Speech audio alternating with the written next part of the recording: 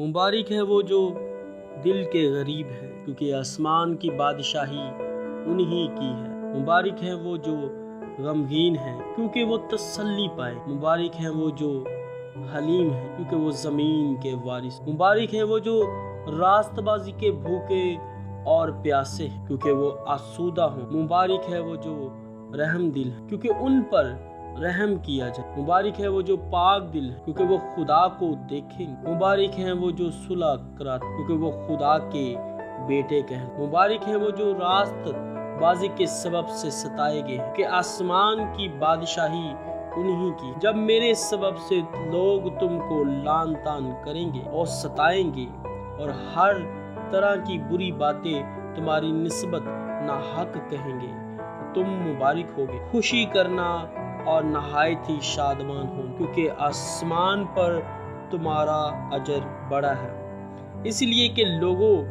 ने उन नबियों को भी जो तुमसे पहले थे इसी तरह सताया।